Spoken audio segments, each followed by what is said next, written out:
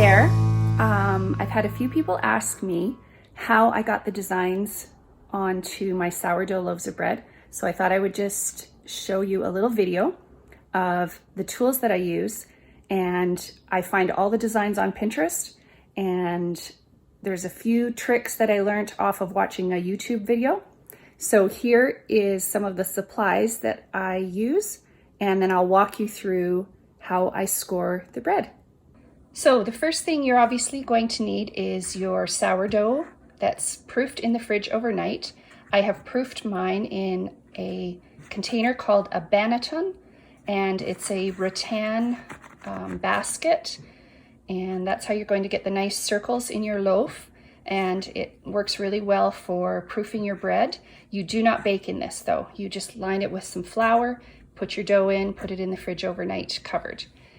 We're going to need some flour, and we're also going to need some embroidery floss. And then I also ordered this tool along with the Banneton off of Amazon, and this is called a lamer. And all it is a razor blade attached to this little handle. But it's very, very sharp. And you'll notice it's got a slight curve to it, and that also gives you your design depending on which way you want your cuts to go. So that's really helpful. This is something you don't have to have, but I'm using it because it's super handy, and that's my turntable or cake stand. So here we go. Okay, so I've removed the dough from my Banneton. You'll see here, and you'll see all the nice little rings that it leaves. The first thing I want to do is to take some of my flour and just drop that on over top, and I'm going to just brush it on with my hand a little bit. You could also use a pastry brush if you don't want as much flour in the grooves, and you can just move that flour around. You want a very light touch because you obviously don't want to compress the bread or take any of the air that's out of it, that's in it.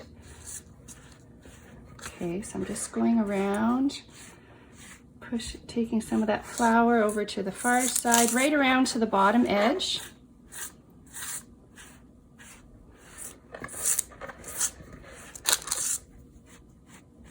You can see that the grooves really hold the flour in. So if you don't want that, you just brush it off. Okay, we're almost done. Get some around the side here.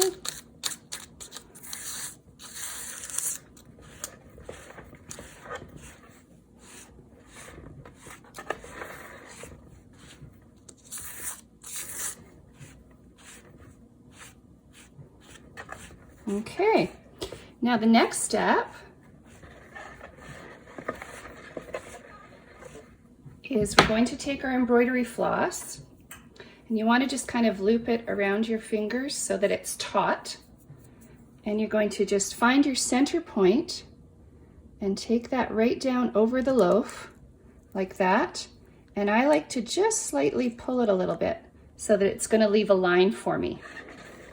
And I'm going to turn it and do the same thing. This is just giving you quadrants that's going to make it really easy to do your design.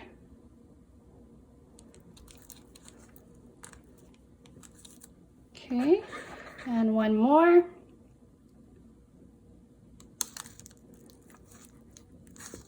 Give it a little pull. There you go, you've got your loaf divided up. Now you're going to take your Banneton, and I like to do, and you're not going to go very deep because you just almost want to break the crust of the bread and not go into all the air bubbles. So I'm going to do just nice cuts here. You can see how lightly that I'm pressing and turn.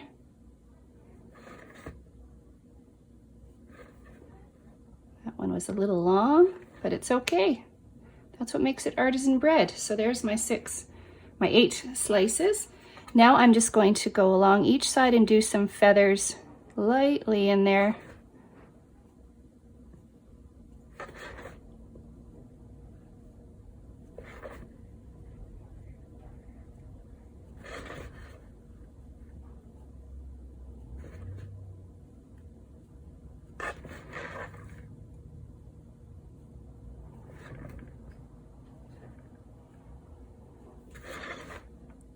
all the way around. And as I said, you can find so many patterns on Pinterest.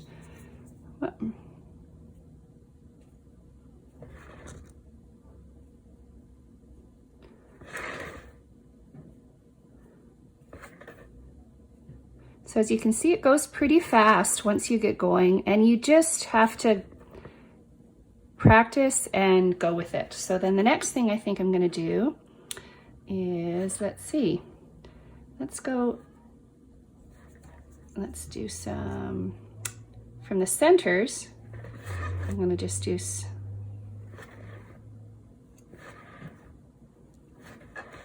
a curve on each one, and then I'll do the same, but turn my blade and do the opposite.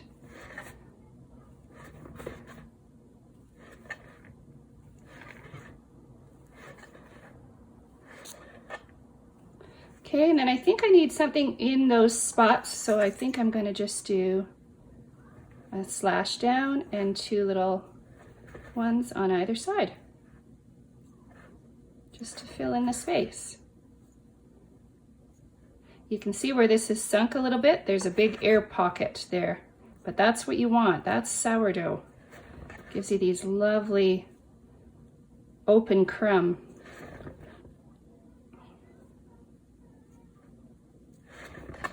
Almost done. So what, that's taken maybe 4 minutes? Done.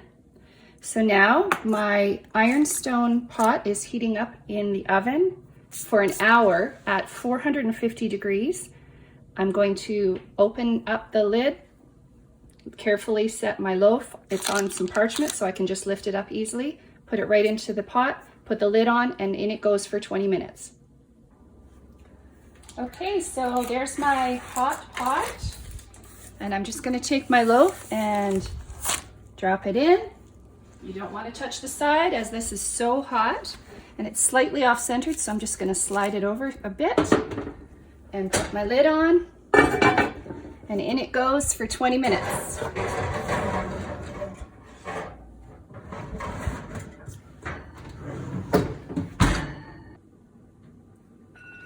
Okay, so the bread has been in for 20 minutes. And now what I'm going to do is just slide this forward a bit so that I can take the lid off of the loaf. And the other thing I'm going to do is throw in some ice cubes. I know that sounds funny, but I have a little pan in the oven, and I'm throwing in some ice cubes to add some steam so that the loaf will get a nice crust on it. So now that bakes for another 20 minutes. Okay, so the 20 minutes has gone by, my timer has gone off, and I'm going to take this beautiful loaf out of the oven. Whoop. There we go. Oh, look at that. And I'm just going to use